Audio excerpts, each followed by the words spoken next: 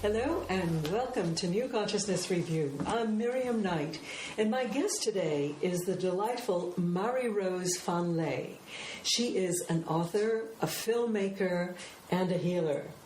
She's been on an incredible journey that she's mentioned and gone into detail in her book, Talking Story, One Woman's Quest to Preserve Ancient, Spiritual, and Healing Traditions. This really has been a journey of passion and commitment, and I'm so delighted to welcome Marie-Rose. Thank you. Thank you so much for having me, Miriam. Oh my goodness, your story has been incredible. Yes.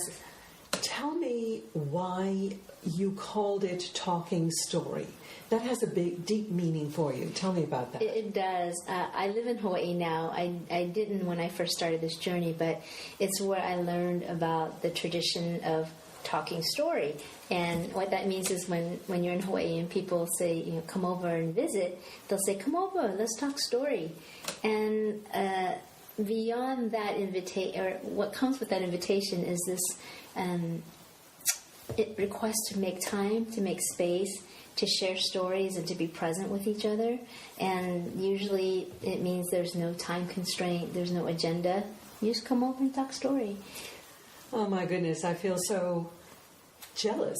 That's something that we've lost in the West. Yes, we have. And I feel like it's part of my mission to kind of bring it back into our practices and to share it with others, the delight of it. Because right now we all have kind of a perceived time paucity, and we don't think we have time to listen. We someone says, "Oh, I need to talk to you about something." Just get to it. Just get to it. Give me the bullet points, and then the other person doesn't feel heard, or they don't feel seen. And I think we're all missing that. There's another dimension to Talking Story that you really go into in both the book and the film, and that is the continuous connection to generations, yes, to the traditions, to the history. And if I'm not mistaken, that's what really woke your passion for embarking on the journey that you did. Yes, you're absolutely right. I had a yearning to connect to something that was deep and that had ancient roots and kind of follow it back to see what remains of that, what remains of our collective stories in these various cultures and our spiritual traditions and healing practices.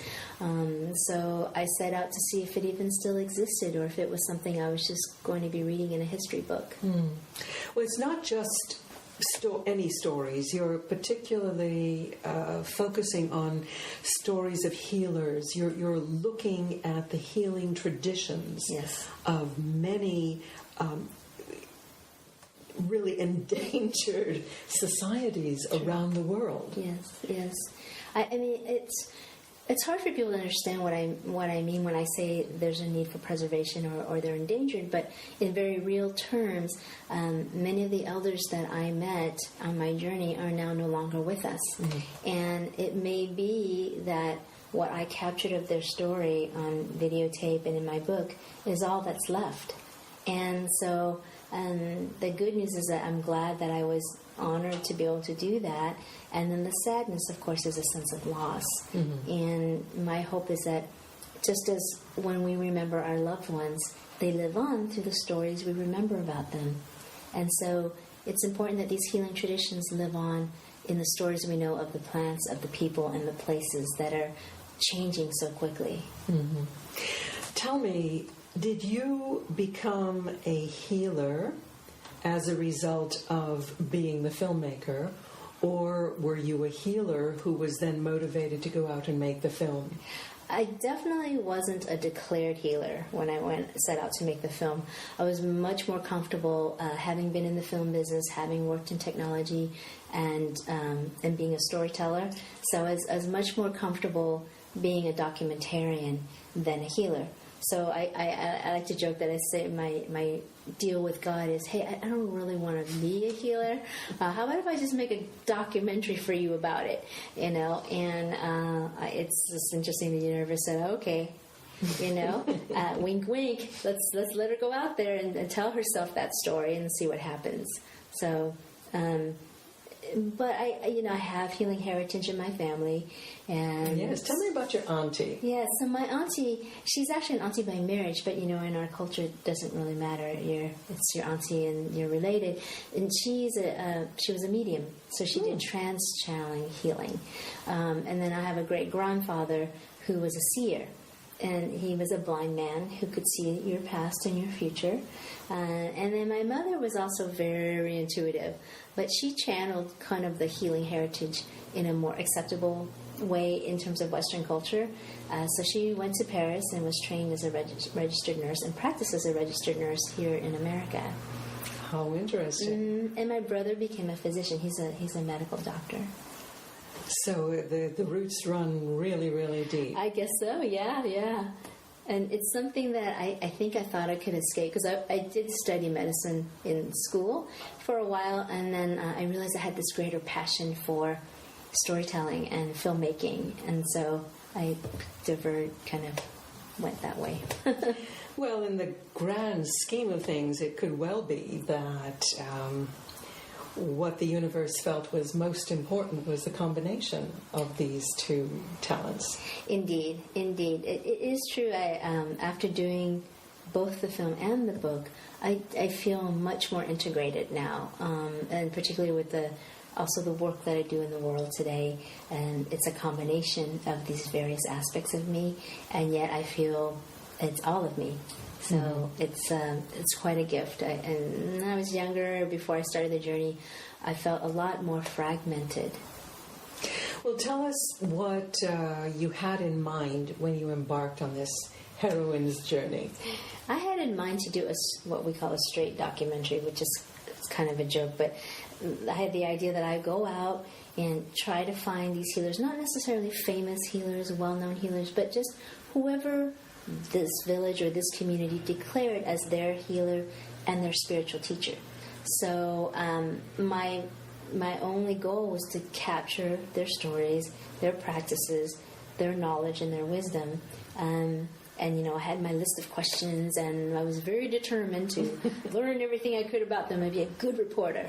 And of course, that's not what ended up happening. So. Now, you selected the countries on what basis? You went to Hawaii, you went to China, did a lot in Tibet and India.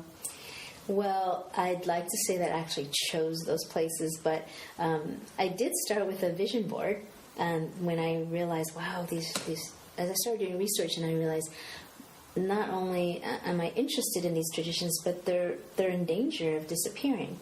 And so I thought, oh my gosh, that means I need to hurry. I need to get going. I can't just dream about it. So I made a vision board, and I just put some different countries and cultures on there, just kind of wishfully thinking, as we do. And then as I did research, just kind of followed the doors that opened. So there was a lot of synchronicity.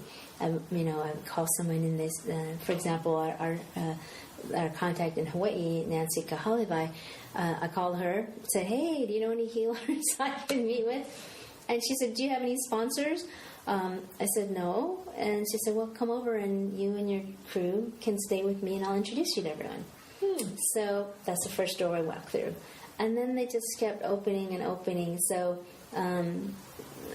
same thing with Peru. I started working with a company that was working with the plant medicine in the rainforest and had an opportunity to go there. So I put out my request to the universe and to God, and kind of got a very responsive, clear path, meaning the next door, not the next 10 doors. Mm-hmm. Well, I have interviewed a number of authors on New Consciousness Review who wrote books about particular healing traditions, and whether it's Peru or Hawaii, Hank Wesselman's book, wonderful book, Bowl of Light, I think. Yes. Somebody like Hale Makua, who really was one of the last descendants of Kamehameha. his traditions had always been oral and handed down to apprentices, from wisdom keeper to apprentice to the next healer, and he actually felt strongly the need to hand it over to someone who would bring it out in book form and spread it out into the kind of knowledge repository of the world. Yes. Because this knowledge was so important and it was in danger of being lost forever. Yes, yes. And I get that sense through much of the narrative in your book. Yes, I don't think I realized until later that I do believe these teachers and healers knew that their time was soon coming to what the Hawaiians call change address, which is to pass to the other side. And that is one of the, as I said, the sad stories about this journey is that many of the people I met have changed address, and I feel so blessed that they shared some of their knowledge with me. Clearly, it wasn't in its entirety, but we got a snippet, you know. And I do think they were aware that because the apprentice tradition in their cultures was fading, many young people don't want to or cannot afford to study with an elder for 10, 20, 30 years. And they also want to experience modernity, some of the youth, which is fair. And so they would leave their communities and there would be no one within the culture to carry on the traditions. So I feel my work has been just a little small part in helping to take a little piece of that out into the world. Well, you get the same fading of the craft among artisans as well. I mean, a lot of the crafts, the handwork crafts, have been disappearing because nobody wants to take the time to do such work by hand when you can do it by machine, even if the quality is different. Right.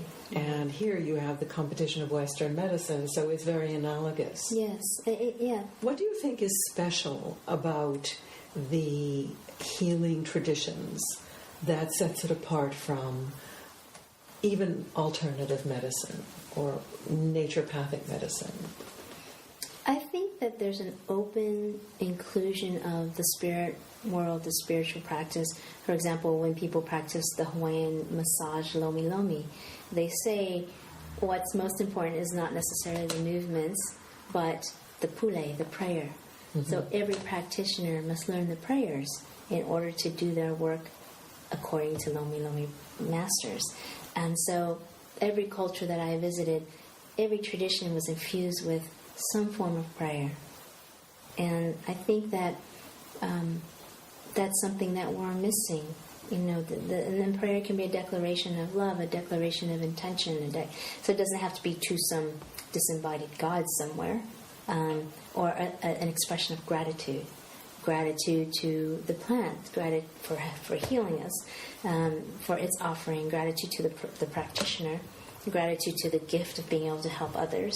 And so that was something that was also very marked, gratitude for this honor.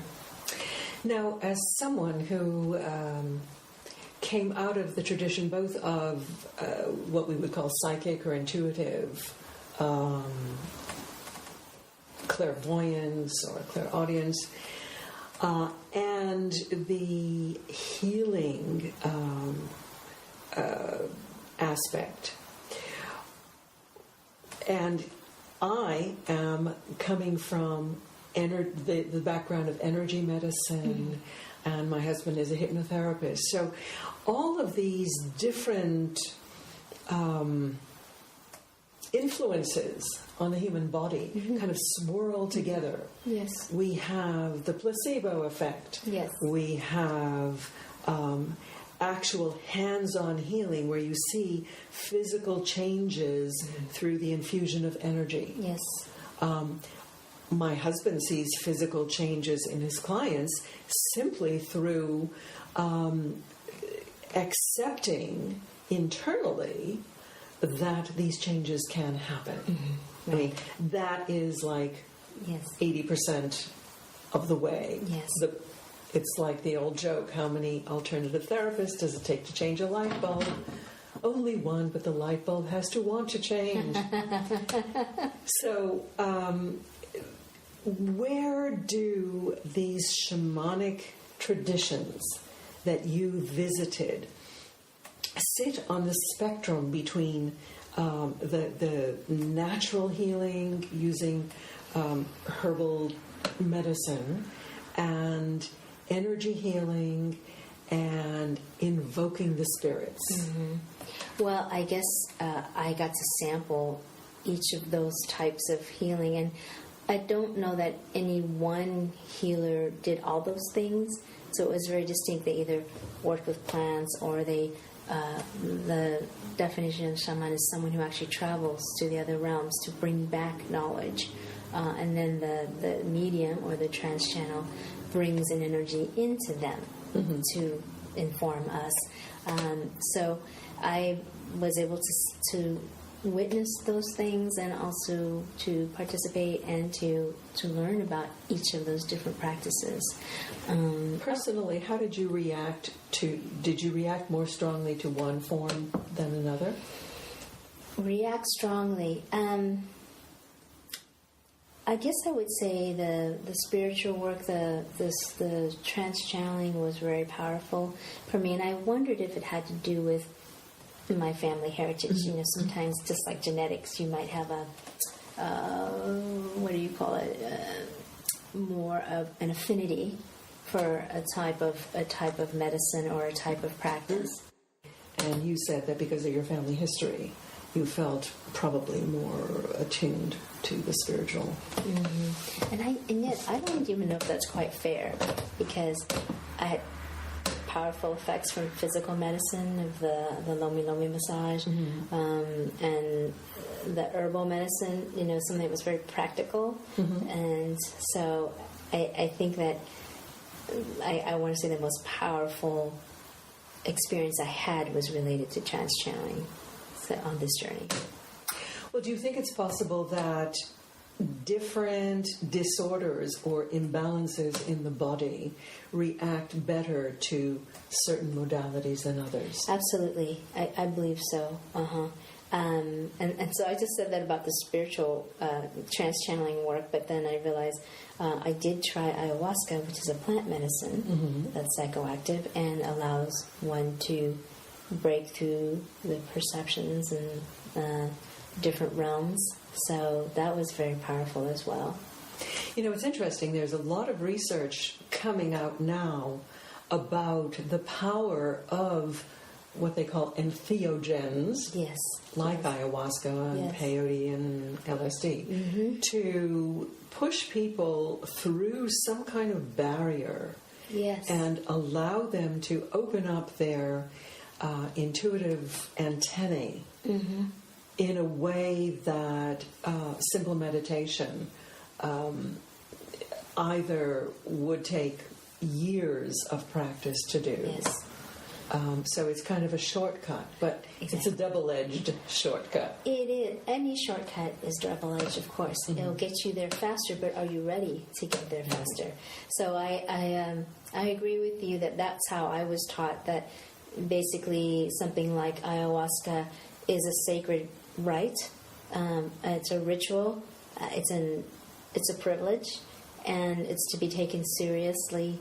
And you have to be ready to face yourself. So, you know, if you get on the TGV, you want to make sure you're ready to get to Paris that quickly. You know, and if you're not, then you might want to slow down and go the other way. And either way is fine. It's just whatever is right for you.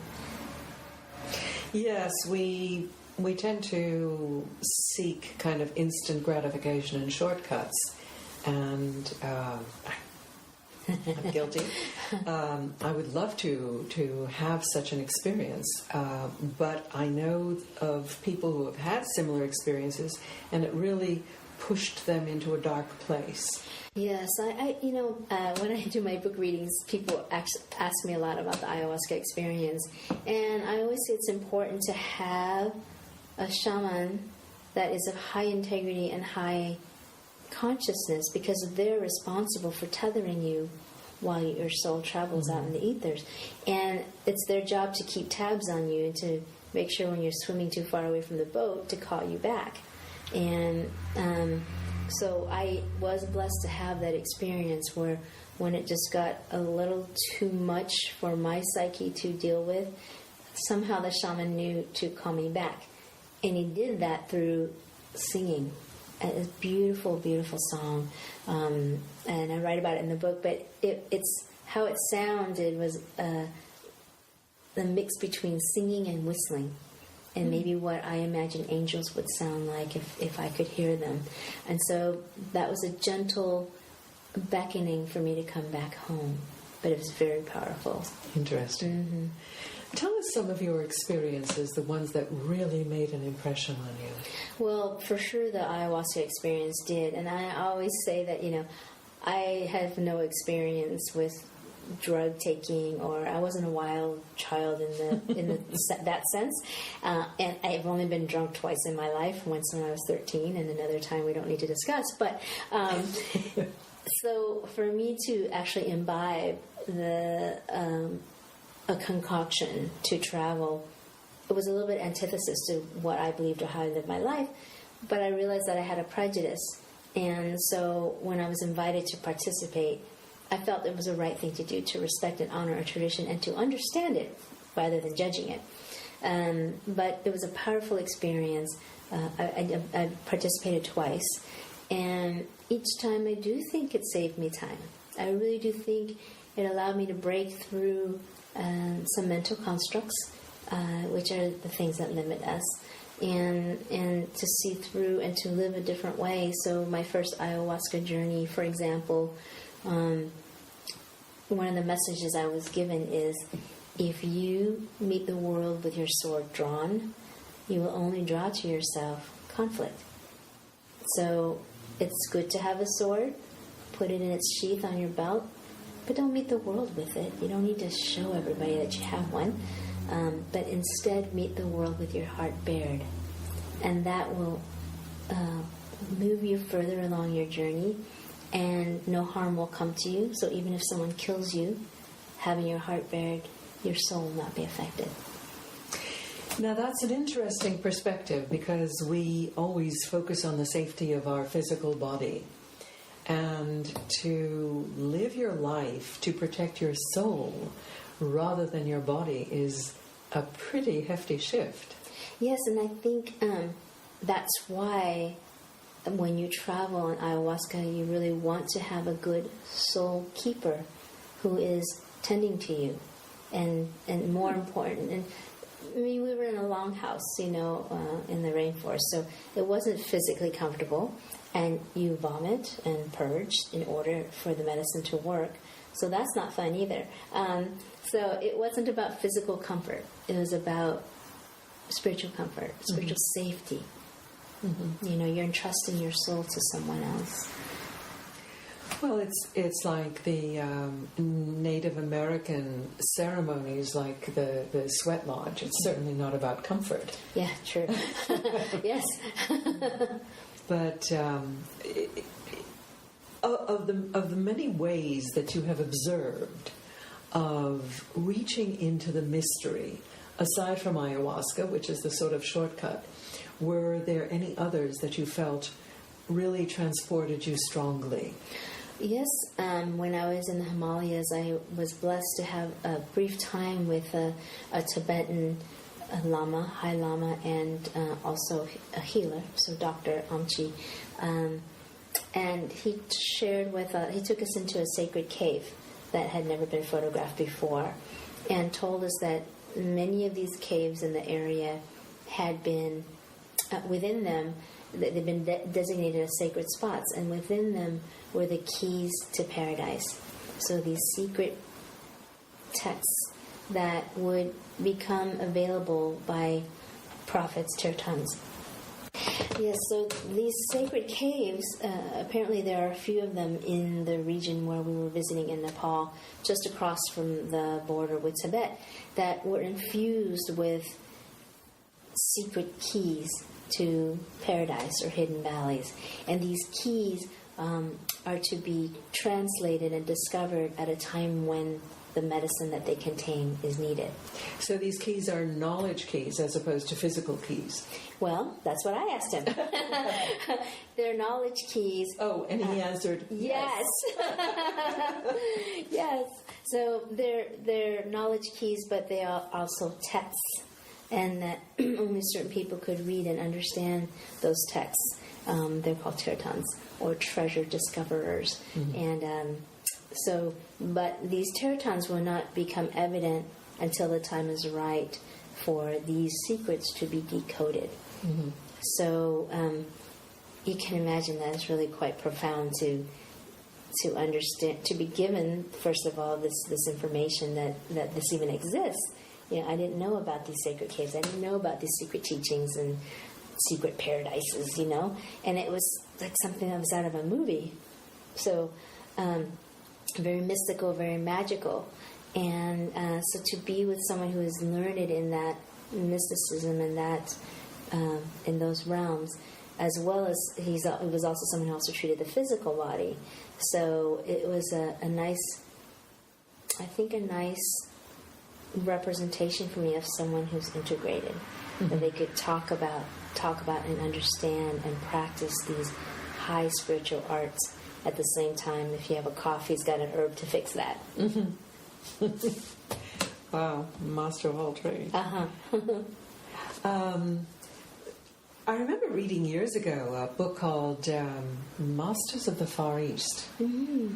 And at that time they were talking about these hidden valleys where the people in them lived to incredibly advanced ages and were able to bilocate and had all kinds of mystical abilities.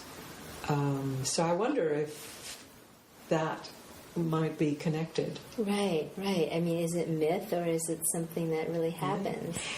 And did you get the sense that the time is approaching when these mysteries will be revealed? I mean, time seems to be speeding up. Absolutely, yes. And the evolution of our societies, our technologies, our crises, our crimes, everything seems to be just getting bigger and faster. Yes. So now would be a really good time, in my opinion.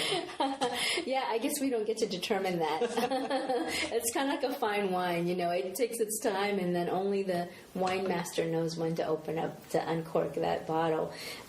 So if I find a teraton, I'll let you know. I see him walking down the street and say, hey, wisdom discover, treasure discover, which way to paradise? Yeah, if we're not in it, we're definitely approaching those times, because everything. Of course, humanity has had its share of dark times and light times, and we may just be in another grand cycle. But what I love most is that these times were planned for by the ancients and the ancient wisdom. Certainly, if you read the Hopi prophecies or the Kogi declarations, from South America. Yes. Many of the ancient traditions are talking about this time, the end times. Yes. And I think, I don't like to be someone who talks about the sky falling, but definitely, and we're going through a time where we have a lot of opportunity to shed our egos, to let go of the ways that haven't been serving us as guests on this planet and as a collective, and see if we can really commit to some change now. And we've been given these tools through the ages. Are we going to become master practitioners? That's the question, because that's what's going to be required. What were the greatest lessons that you personally learned through this voyage? I learned a lot about commitment. I call it the C word. Everybody that I met was wholly committed to living a life as part of a community so having the same responsibilities as everyone else, but then having the added burden of being responsible for the well-being of their community. So that takes a huge amount of commitment. One of the dummies, which is what the shamans are called in Nepal, in the Humla region of Nepal that I visited, he said, sometimes my family gets really upset because I have to leave and I'm supposed to help them with the crops and I have to go help somebody else. And he says, they have to accept that this is part of my calling. But it's not always, it's not always convenient. And it does cause stress and struggle sometimes for my family. So I loved his honesty of having to deal with the human realm while having these spiritual gifts. Were they paid for their services? There was always some form of reciprocity. So whether you're given a chicken or a meal or a gift or a service, so if they needed something that you could do. And so that was a form of reciprocity that I witnessed. And I know a lot of healers in the West have quite a quandary about, do I charge, don't I charge, is it okay to charge for spiritual work, should it be donation-based only? Mm-hmm. But again, that's out of context, and I mean, when I was a practitioner, people who may not have had a lot of currency cash, they would trade for meals or haircuts or whatever they had to offer that would be of value to me, or that would bring some form of reciprocity. But mostly in the West, our form of reciprocity exchanges with currency, with money. So it causes people to just have endless debate about it. But I mean, one of the things I talk about, though, if you're given a beautiful singing voice and you sell a record, is that not God's gift as well? So should you not charge for that? If you are an amazing painter or you have the gift of gab, why is it okay to receive reciprocity for that? Mm. So, but I think people have this kind of funny dance with what is spiritual or what is God's work versus human work or work of the mundane. So you used the term when I was a healer in the past tense. Are you no longer a healer? Well, it's funny because I kind of never really called myself a healer. I used to say that healing comes through me. It's something that happens. But it doesn't really define who I am. And I wanted to be mindful of that. Because my teachers were very strict with me about that, that this gift of healing or this gift of seeing or any of that, they're just siddhis, right? Empowerments that we are given along the way as we grow our consciousness. Don't get caught up in the magic of the empowerments you're given. Just keep going. So maybe one day you're doing healing work or allowing healing to move through you in one form, and another day you're cleaning toilets. And if you're cleaning toilets with your arms and your hands that are connected to your heart, it's the same work as healing work. So they were very clear about kind of breaking down those barriers in my own mental constructs. I think they saved me lifetimes. Yeah. And so now I think, as I'm looking back on it now, I did healing work one-to-one, working with clients. And then I wanted to shift that work from the one-to-one to the one-to-many. So working through that, returning to my work in media, and understanding the power of media to inspire, to transform, and to also do harm. And so I wanted to get back to something that I felt may be able to reach more people more efficiently. And so now I've kind of moved my work, from the one to many through media, and I also am the chief operating officer of a visual media company. Uh-huh. So through that business and how to practice what I've been taught in all walks of life. So I guess that's why I say when I was a healer. But I do believe being someone who transports healing transmissions through her work is probably what I'm really doing, in whatever form that is. What is the difference in the impact, do you believe, between your book and your film? So the film came out first. I finished that first. And I was very surprised at my first screening. It was in Byron Bay, Australia, that it was a full house. And afterwards, so many people were emotional. Some of them couldn't speak. And I was a little bit taken aback because it's so powerful. And that's when I realized, oh, wow, the intention to capture the healing transmissions in this form actually worked. And so that was wonderful to see. And I think that the film gives people a sense of the story, a sense of place, a visual context for the journey, and some insight into my personal journey. But the book is a lot more personal.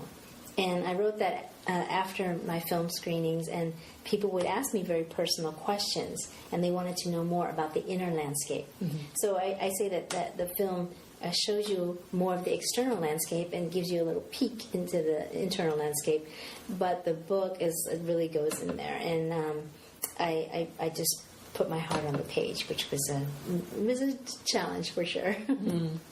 The book is called Talking Story. Do you have a website for it? I do. TalkingStoryBook.com. And from there, it's one-stop shopping. You can find out about the book. You can learn about my events. You can join me on social media. I have my contacts there. And then also options of where you can find the book and the DVD. I'm astonished you got that URL, Talking Storybook.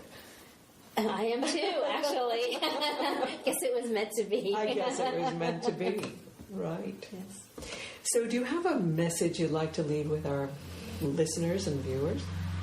I would say that apparently your listeners and viewers are very interested in growing their consciousness and on being on this human journey. I'm not even going to say spiritual journey, but the next level of the human journey. And I want to say, remember the C word, be committed. Be committed first before you take those steps, because the commitment will inform your choices. So, for example, if I at least commit to saying I know I want Italian food for dinner, I'm going to be shown a different menu than if I say, I don't know if I want French, I don't know if I want Italian, I don't know if I want French. So then all of a sudden it seems like the world is not showing you your path. So I say, be committed to something. It doesn't have to be a grand commitment. It doesn't have to be pinpointed to the very last detail. It's just the opposite.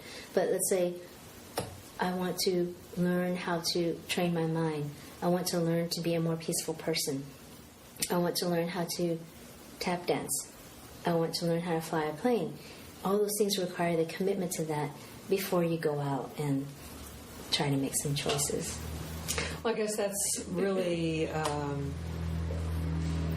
invoking the power of the law of attraction. Until you have a really clear picture in your mind of where you want to go, you will wander all over the map until you really clarify it, and then you'll know where to go. So and I think to clarify, it's not that, let's say I want to go to Paris. I don't need to decide everywhere I want to visit in Paris before I commit to going to Paris. I don't have to know every street corner. I don't have to memorize the map. But I do kind of need to know that I want to get to Paris. And that's the start, right? And then from there, you move. Right.